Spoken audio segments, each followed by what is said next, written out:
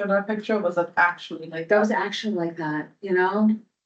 All right. And I we got drew it for myself. I was transcript, like, pilot. my mom. Like, I don't know why. Like, this is recording. Yeah. ta-da. There we go. Hello, everyone. So this will be, Chef Hammond and Chef Saunders serving up Oromocto. And like, what a slice it was. So before we get into it, just wanted, since we're now potentially sharing these more broadly, just wanted to do a good level set on what we mean by taste the pizza. So taste the pizza. We borrowed this term from a leadership conference, West Point Leadership Conference that Hugh actually went down on, and where Casey's CEO famously said, "Don't forget to taste the pizza." So for those unfamiliar, Casey's is a US convenience store, gas chain operation, famous for their pizza. They're actually the largest US pizza chain by volume, even though they're in a gas station. Fun fact. But his point with that is, you can't run a company from behind a screen. Like, you need to get out and experience what your customers are experiencing. So good opportunity too to remind everybody that this is the same company we borrowed inspiration from to change head office to support center. And so that's really about reinforcing that, Vita Support Center exists to support its frontliners. So with that said, there are two different ways as a Vita frontliner you would experience a building tour.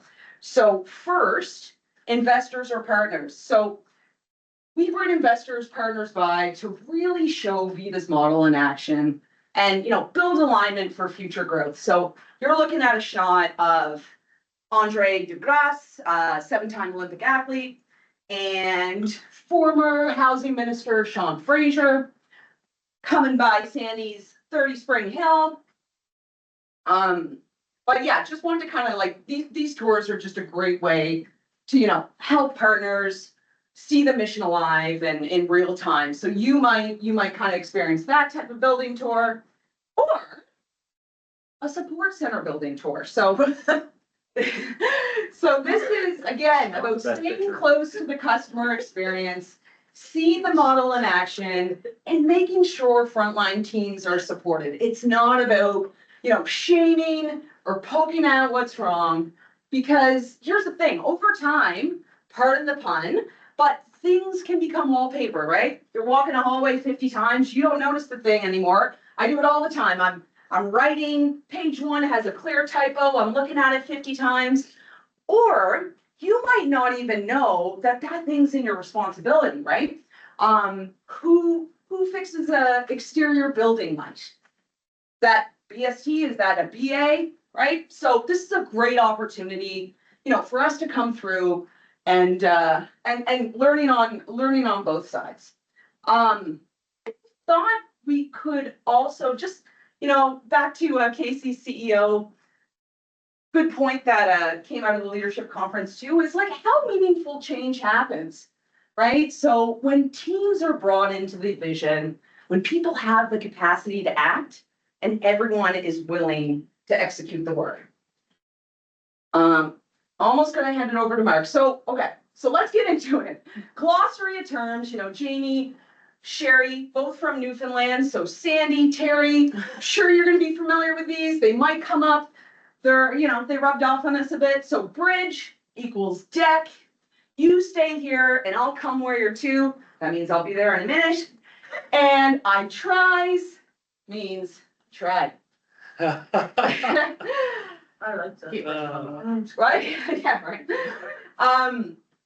So making the delivery. So for anybody who doubts if, Oromocto or St. John can be done in a day, Mark and I were planning to originally do both, going back up, but it can be done in a day. And what a great way to build a relationship, right? I highly recommend everybody get out to a community more than 20 minutes away. Because yeah, one thing I learned about Mark, he has a very, very strict vitamin routine, you know, alarms going off every 15 minutes. Mark, what's something you learned about me? That I don't know jack about Jack.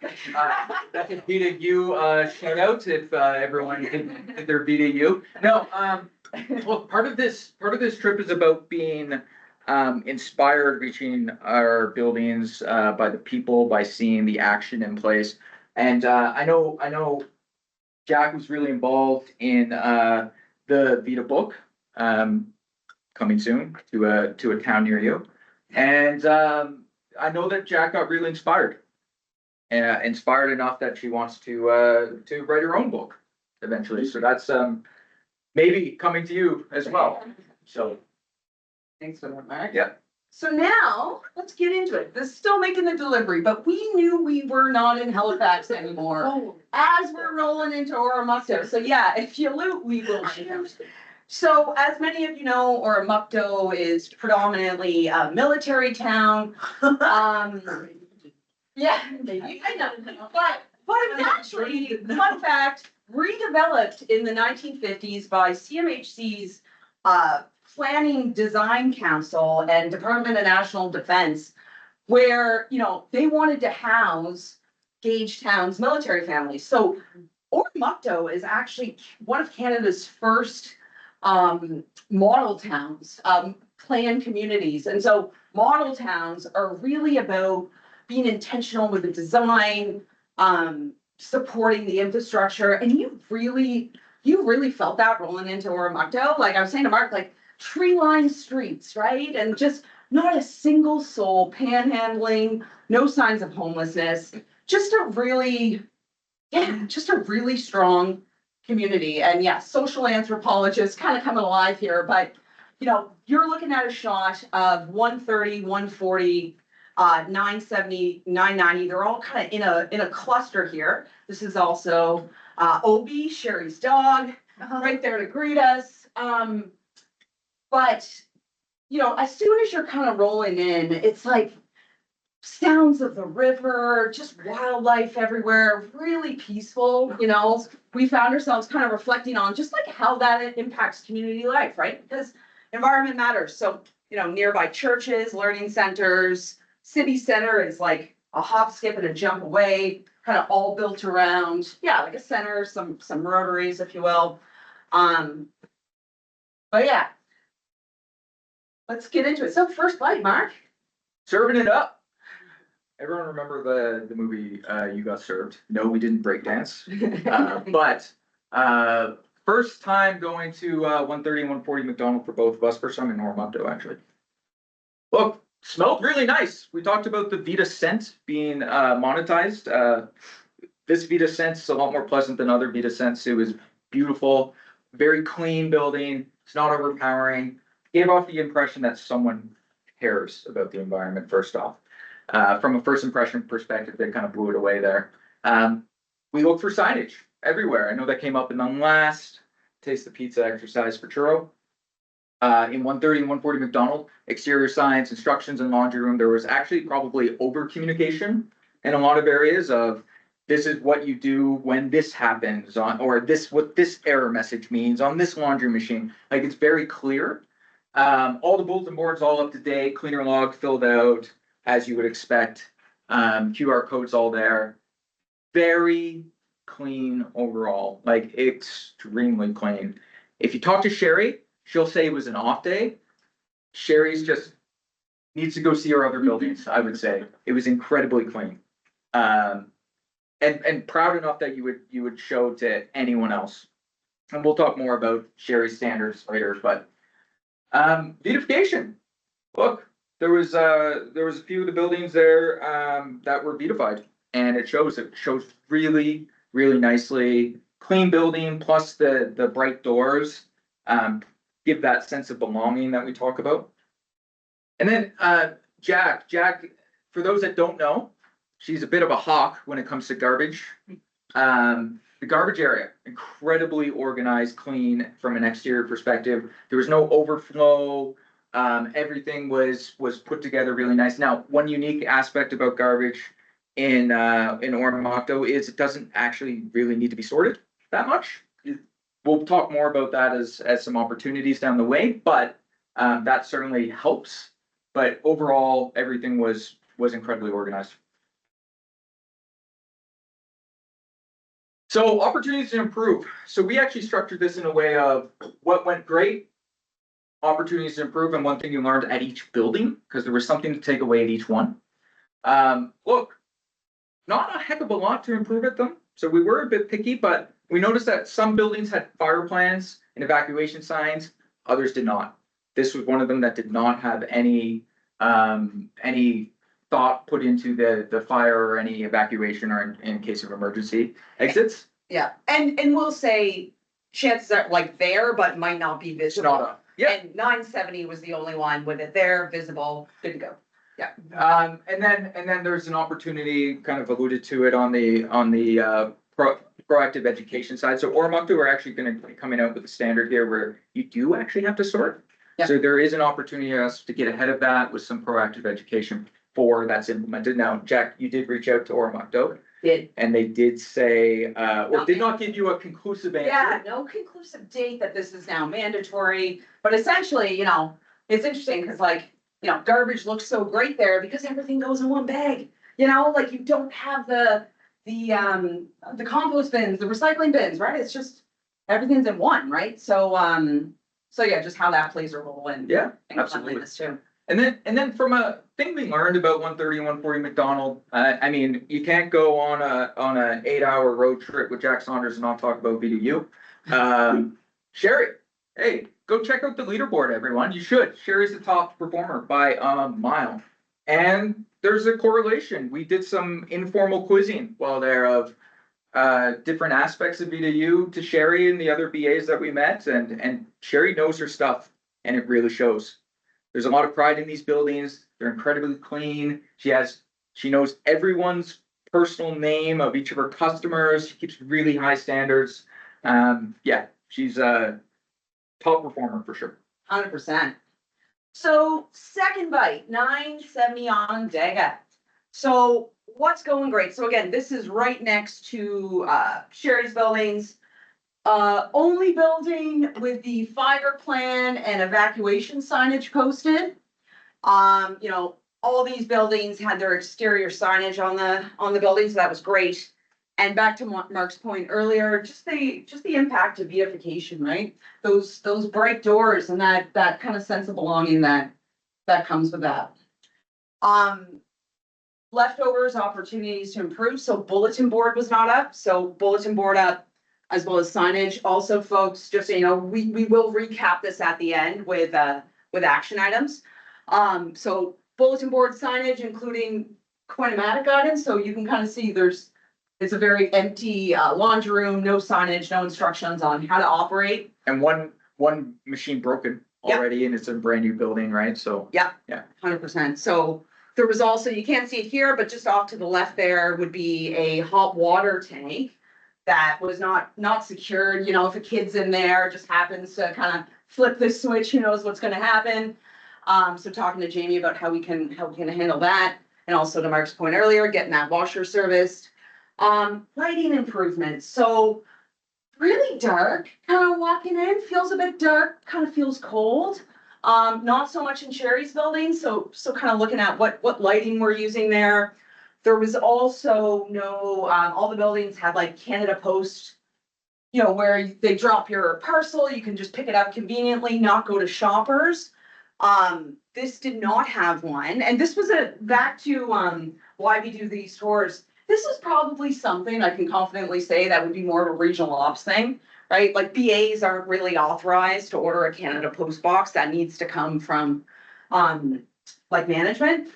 So yeah, that was just kind of a great one that, like, you know, Amy wasn't sure exactly what to do there, and so got that sorted out. So community contractor, yeah, so just finishing some minor building R&M. You're kind of looking at, you know, just some caulking that could be done there, along like the stairs, trim certain areas. It's that level of detail that that really makes an impact. Finishing the last 10%, right?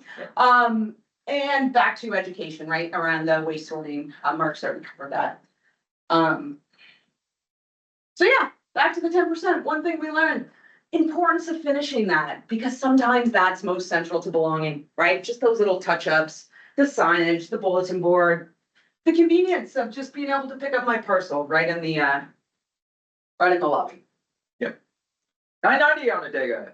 Hey, what's going great? Look, exterior signage on the building shows well. Beautification again. So they, and we spoke to Jamie while we were there.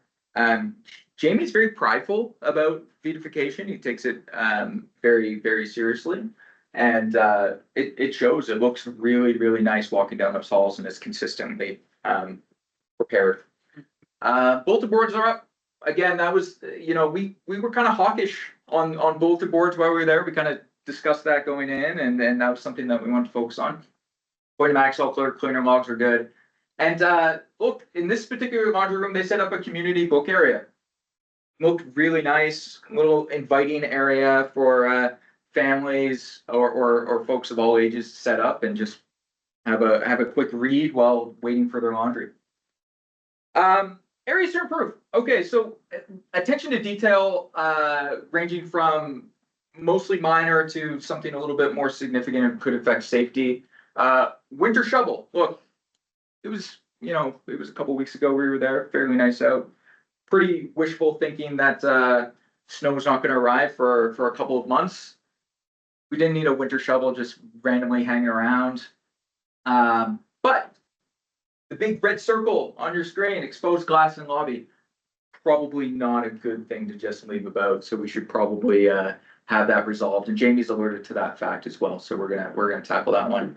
Fire safety plan and evacuation signage. Again, Jack talked on it on 970, showed really well, very clear instructions, would be nice to have in the other buildings.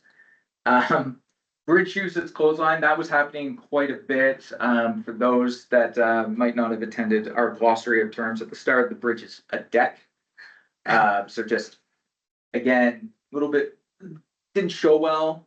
Very strong pet odor. So when you are with Jack Saunders, pet detective, we went on the 4th floor immediately, and she was like, "That's cat urine. I know it."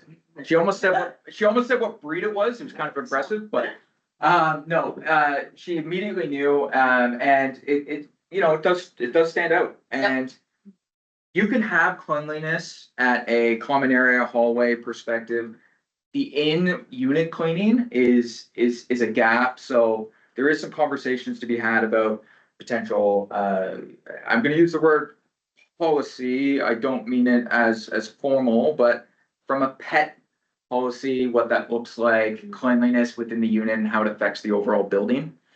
Some signage had tenants. Language matters to reinforce customer versus tenant. So there was still a lot of Tenant parking. Yeah, exactly. Tenant parking was a perfect example. No smoking signs as well for tenants. Still that language that we're missing across, that's consistent across buildings, and our own language internally here. And then just attention to detail. From a cleaning pilot perspective, we talked about, and Ron uses this analogy, if someone has a Tim Hortons cup, are you going to leave it there, or is everyone just going to pick it up? And that kind of gives you a good sense of the behavior of either the cleaner, the BA, or the customers within the building. There's just random newspapers that are probably 20, 30 years old, just stacked in the laundry room, just sitting there, not being done. Why?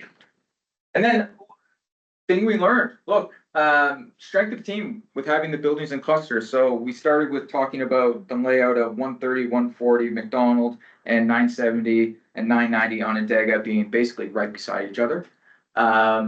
Margie, the BA there, gets a ton of support from Sharon. So having the cleaner and the team captain, so Amy's actually at 970, which is right beside, does help from a team driven environment and from like just general help. So yeah. 4th bite, 100 Lanark. So this is Gail's building.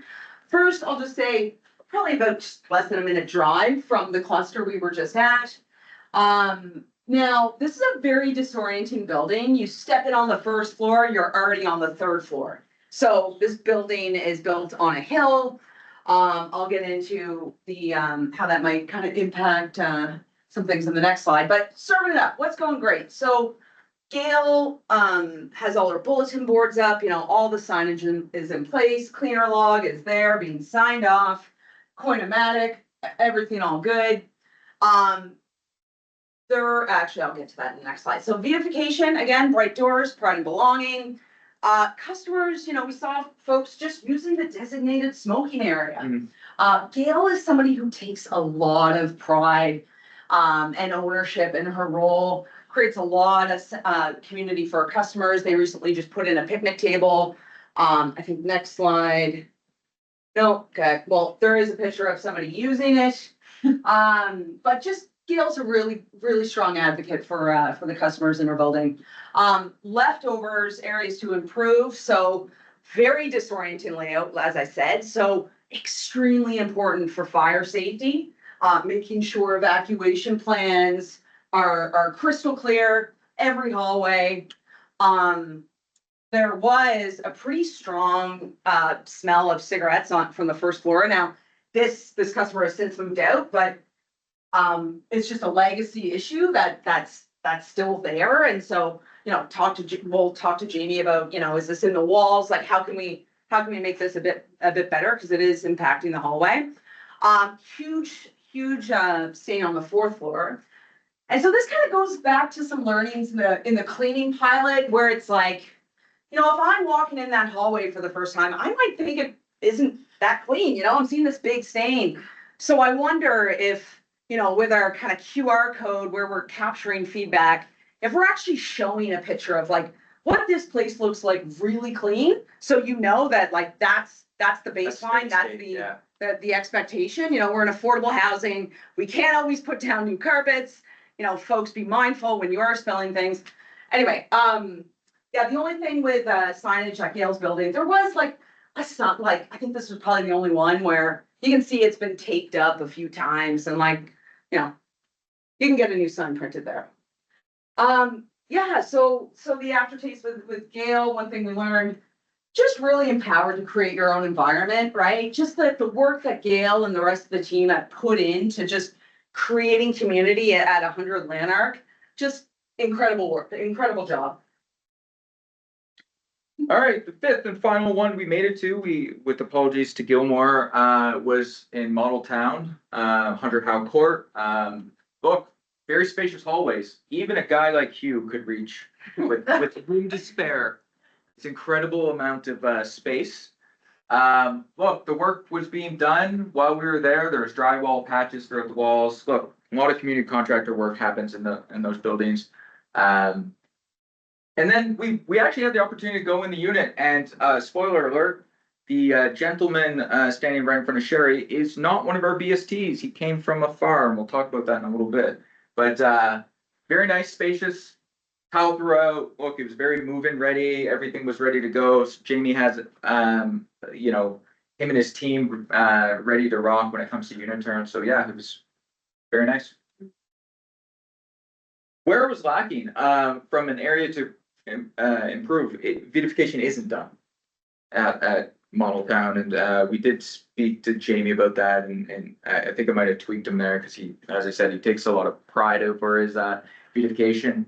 There are a lot of old signs there, needs to be updated broadly. So I found from a signage perspective, while the building showed really well, they were a little bit behind everywhere else from a signage view.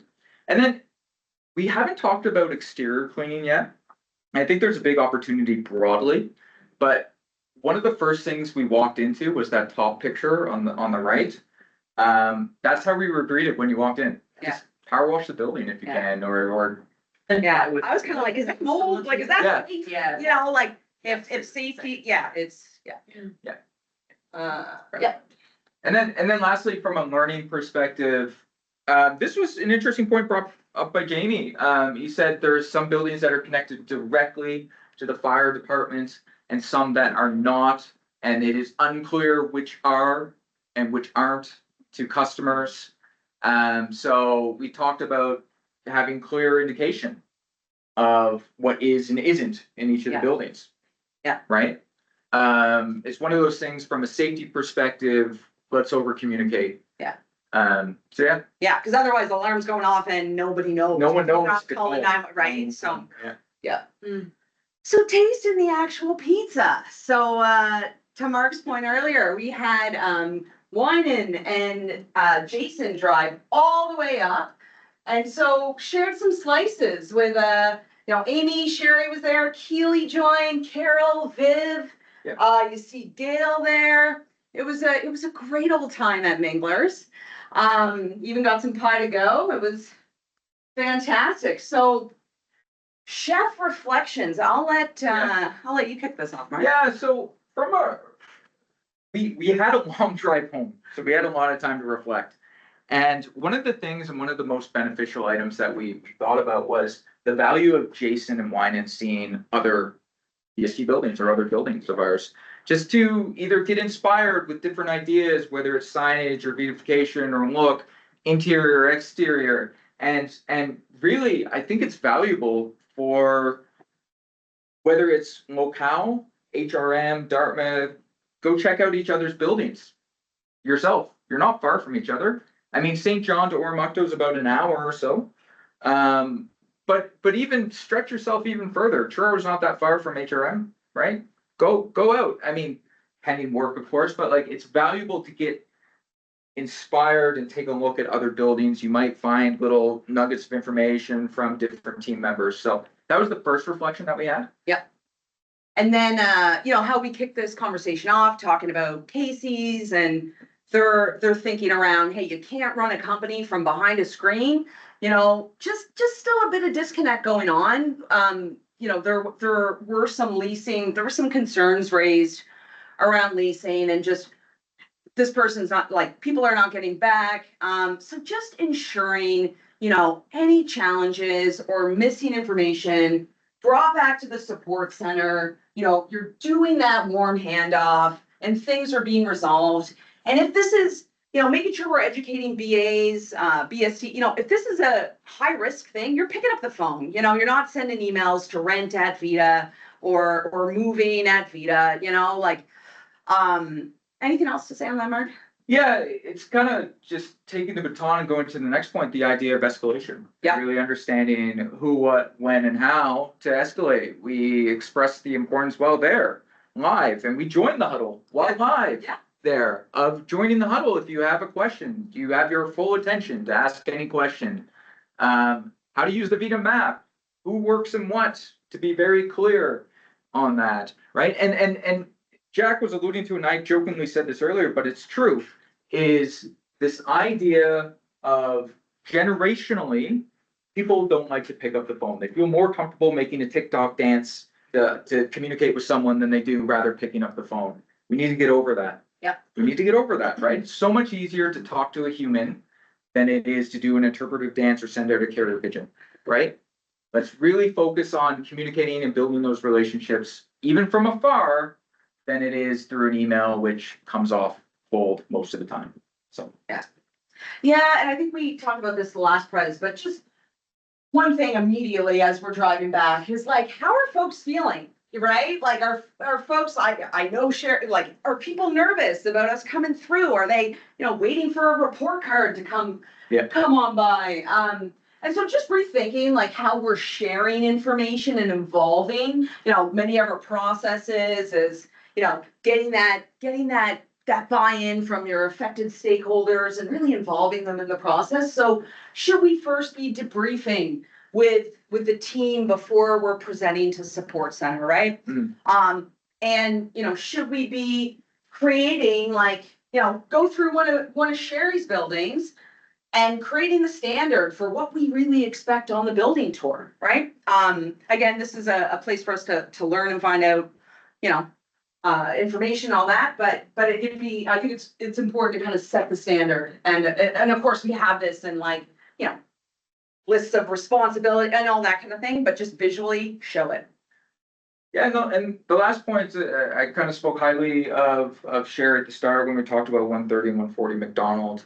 Just for cleaning is far and away the best I've seen. I've been to quite a few buildings, haven't made it to PEI or Manitoba or St. John at this point, but incredible job doing there. So my feedback to Sherry while there, and I'm continuing working on this with her, is how do we level up the rest of the company with your knowledge, your performance, your standards that you approach when it comes to cleaning? Because her pride and ownership really shines through, and I think there's a lot that we can learn, whether it's from Sherry or other you know trade secrets from BAs or BSTs in other environments. So I think we need to engage that and get that out of our frontline staff more.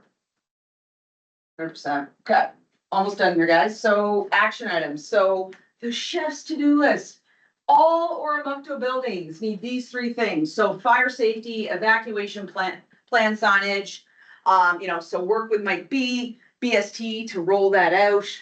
Proactive customer education, again, just knowing that this is where folks, like where the municipality is probably gonna be going around recycling and such. Just how can we get ahead of that, even though I know we don't have a definitive date. Storage and electrical room access, I think this came up before, just ensuring, everything's secure, extra precautions if customers are going into a storage area. We noticed one kind of had a bit of dim lighting, so doubling down on that. 970 Onondaga signage, connect Amy with Jack Todd, get that package in place, bulletin board up.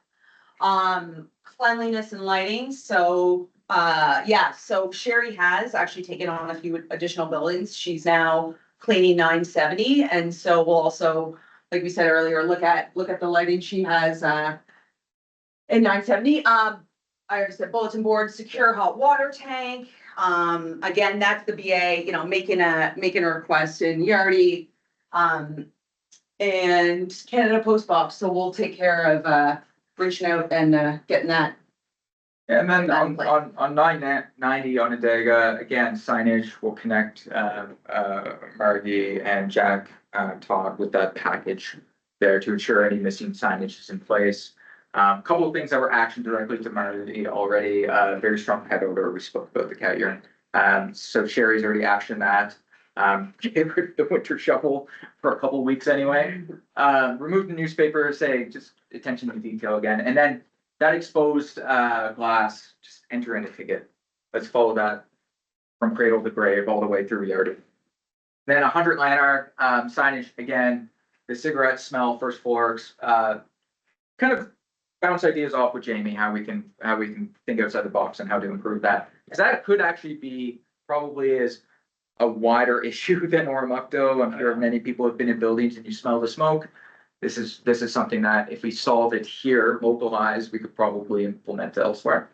And then that huge stain on the carpet, Jack mentioned a good idea when it comes to the what this looks like when this is clean idea. Think about how that could work and level setting what a clean building and manage those expectations, what a clean building should look like for our customers. And 100 House, so again, connect Carol and Viv to Jack Todd to get any missing signage in place. Beautification, so buildings currently having work done to it, but just consider where beautification fits in, right? Jamie is a one-man show operating like 100. So just being really mindful of his time, how we're prioritizing things. And then, power washing the building, we'll also be chatting with Jamie on that. Last slide. Yeah. Last slide. Thanks to everyone for your attention. Once again, this is the last one we're going to talk about. Bringing this back to an investment perspective and showing pride and being proud of our buildings. If we had to bring a potential partner or funder to Oromocto tomorrow, what would wow them? What would we want urgently fixed before they arrive? So I'll go through the moments that would wow them. 130 and 140 McDonald's. Look, everything about 130 and 140 McDonald's were great. Smell, cleanliness, common areas, amazing. Beautification, we spoke really highly, giving that sense of belonging. And again, the moments of community. Look, Jamie, Sherry's interactions with each other and with their customers. all the hellos, how are you feeling?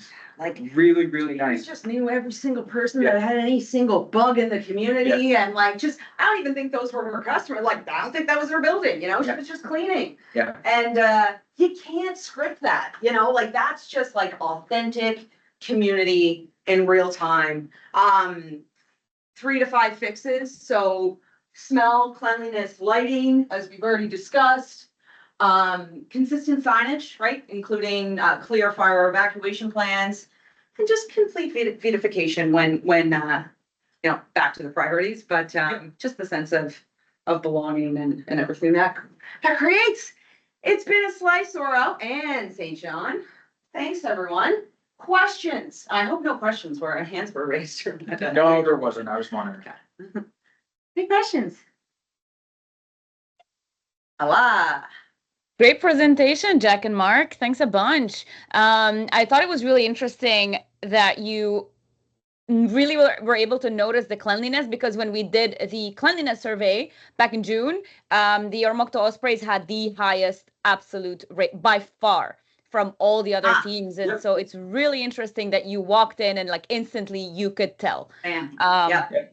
Yeah, that's great. And you also talk about Jamie and how he's very proud of vitification, and that's also something that's very evident. What do you think we can learn from that, and how can we, I don't know, not teach this kind of, you can't really teach this type of ownership. It's really, yeah, I'd just be curious to hear your thoughts on how is this something that we can replicate?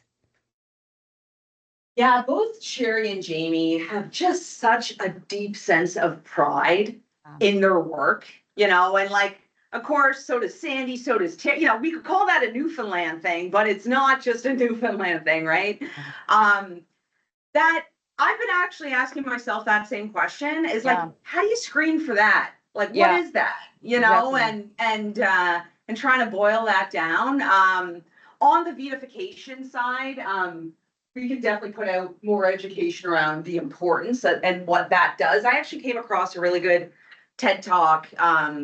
That was the author of Joyful. Like that was one of the main books Ron would have read that kind of got the inspiration around like the bright colored doors and stuff like that.